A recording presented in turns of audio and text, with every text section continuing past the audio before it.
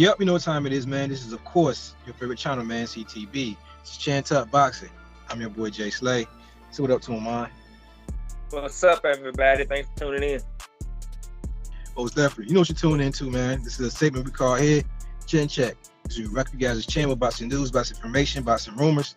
Sometimes we put a little bit of money in you guys' pockets by giving you the odds of the fight, which I want a little bit of money over the weekend. Appreciate it, Boots. Thanks very much. But this time we want to talk about something that I've been pretty much going into it on Facebook, man. If you don't follow our Facebook group, we Chin Tuck Boxing on the Facebook group, man. We are growing there, man. We're growing pretty fast. I think I looked recently, it was like, what, 1,600 now? Coming up on like 1,600 members. So that's what's up, man. We can get those guys to come over here to our YouTube channel. Be a little bit more, it's be a lot better here for us. But if you follow our group, you'll see that I post a couple posts this weekend after the fight.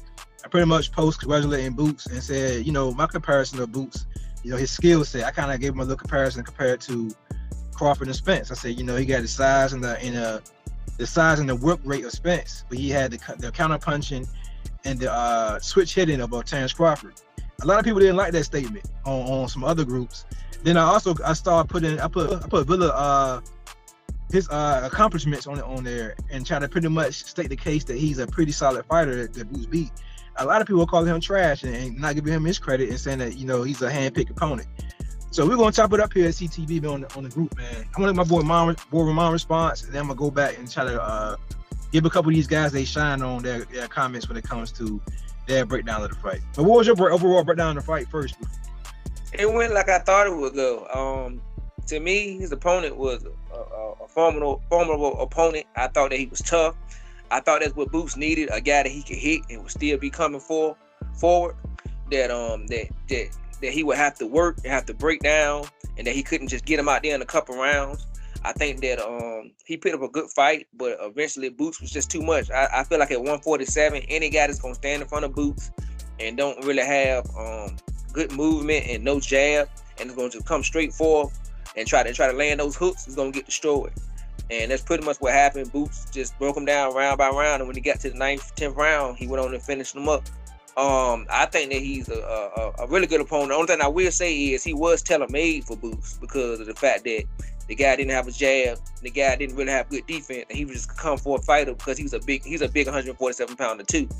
But that don't take away from the fact that I do think that guy's a top 10 welterweight in the division, and that Boots made him look like crap. He made him look like easy work. So for you, when you start taking top 10 guys in the division and you making them look like easy work, that's just more showing that you're a special fighter. But the comparison between Terence Crawford and Spence, I agree that he does take things from both fighters, and he uses it like he want to use it for his own good. I think he's more explosive than Terence Crawford. I don't know if he's quite as fundamentally sound as Errol Spence, but he's big like Errol Spence, and I think he hit harder than Errol Spence. I think he hit harder than Terence Crawford. Do I think he can get in the ring with them guys quite yet? I still don't believe so. I still think he still got some growing up to do.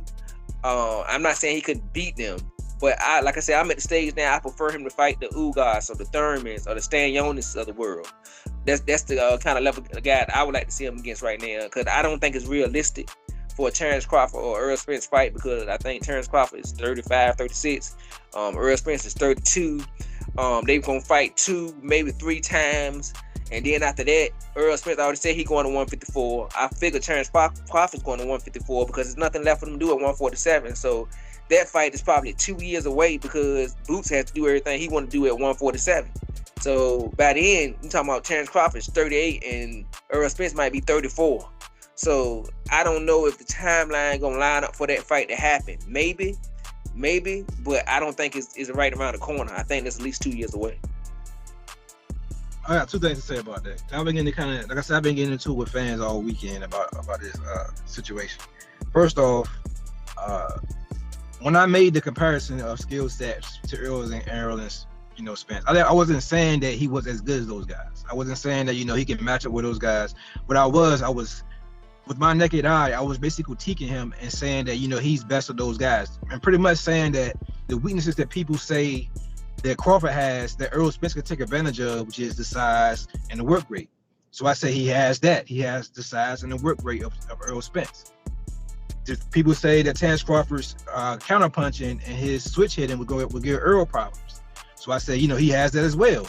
Boots can switch hit, and he's a great counter puncher. So when I made that post, it was highlighting those two areas, saying that those are weaknesses that both Terrence Crawford and Errol Spence are quote unquote supposed to have against each other. So I was saying Boots has both of those things. So he can hold a fair account of himself against both guys because he has 4 of those attributes. I wasn't saying that he did one of those things better than the other guy. That's not what I was saying. I wasn't saying he was the better pressure fighter than Earl. I wasn't saying he was the better counter puncher than Crawford. What I was saying was he has those attributes.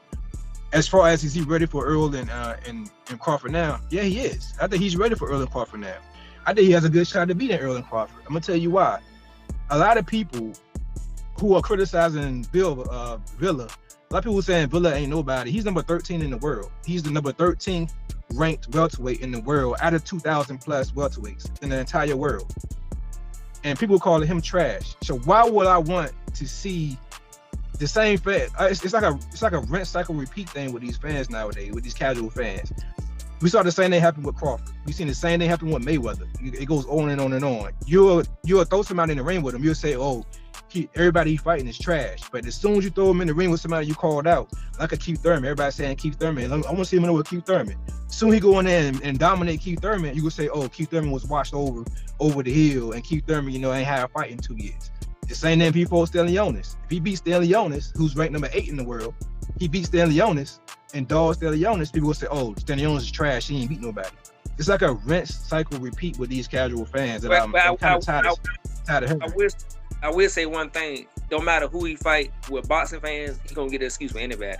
Even if Errol Spence Terrence Crawford, people going to say, oh, he beat them after they fought each other and they beat each other and took a lot out of each other.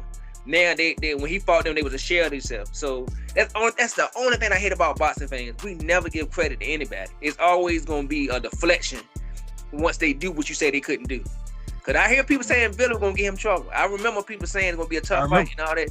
Now, all those people that went away and then they saying that he's garbage. He's a tomato can. So, excuse me, you go ahead. No, you go ahead. You hit the nail on the coffin. Like I said, it's the same thing no matter who fights when. Same thing with Sean Porter fighting Terrence Crawford. People was all week saying that the work rate was going to crush him and all this other shit. Even you said it on the channel. On the channel, you said, yeah. Even though you said you did have Crawford winning, I did give you that. You did say Crawford was going to win, but people thought I was crazy when I said he's going to stop him late. People was all of my DMs and all of my comment section on the page, and I was crazy and I don't know shit about boxing. And then soon he stopped Porter. Now motherfuckers Porter over the hill and all kind of crazy shit. It's just, like I said, it's fascinating to me how fans are that fickle to where they hate on that guy so much that they will shit their own pick pretty much. You pretty much pick the guy to win, but then as soon as he gets beat, now you just shit on the whole guy. That's why a lot of fans, what I'm saying is a lot of man fans out here, and that's fans of the sport, man. What you think about that, man? What you think about all the the fandom when it comes to people just afraid to like stick to their guns and actually pick somebody and then stick with their gun? Now, if you like right here on the channel, we go back and forth all day about Terrence Crawford, Errol Spence. I'm gonna die on my heel if Terrence Crawford go ahead and get beat up by Errol Spence. I'm gonna die on my heel. I'm gonna wear that with pride. You know what I'm saying? It's a win-win to me. I really don't give a fuck. You know what I'm saying? I'm not the one in there taking punches. So how do you feel about fans who don't have that same, I don't know what to call it. They have that same integrity when it comes to riding with their pick? It's the Mayweather effect. Is when Mayweather came along and he had pretty much a career full of perfections. No knockdowns. No. He had a couple somewhat close fights, but pretty much mostly dominant fights. No losses. So now everybody's comparing every fighter after that to Mayweather, to the point that now us as fan of fighters, once they lose, they damaged goods. They not great fighters no more. So I think a lot of times a lot of people are afraid for their fighter to lose. So they really don't want them in there with killers. But also people don't have, like you said, no integrity or no loyalty to fighters anymore. Once you lost, then it's like, what's the new hot thing? Okay, Terrence Crawford lose or Errol Spence lose. Oh, I bet he can't beat Boots. I'm a Boots guy now. Let's see him fight Boots. Or let's see him fight Charlo. Let's see him beat Charlo now. You know what's funny? Real quick, you know what's funny about that shit? What you say about why you go fight Boots next? The same people who will say the one you go fight Boots will be the same people who saying Boots ain't fight nobody. Yeah. It be the same exact people. But go ahead, I'm sorry. I'm telling y'all now, the loser of Errol Spence and Terrence Crawford after they 1 fight or 3 fight deal, whatever they do, the loser of that fight, most likely their fan base is going to migrate to Boots Ennis. I guarantee they're going to migrate to Boots Ennis, and then that's going to be the guy that's the boogeyman that they claim the winner of that fight is ducking. So I mean, it sucks, but we got to understand that even though a fighter loses between Terrence Crawford and Errol Spence, no matter who loses that fight, they are 2 great Hall of Fame fighters that still are elite A+ talents. Somebody got to lose. It's only one person gonna have to lose. But if y'all want to keep getting these big matchups, these big time fights, we got to be more loyal to these boxers, because they thinking, you know what I'm saying, I got to play it safe. I got to play it safe until I get to the big money.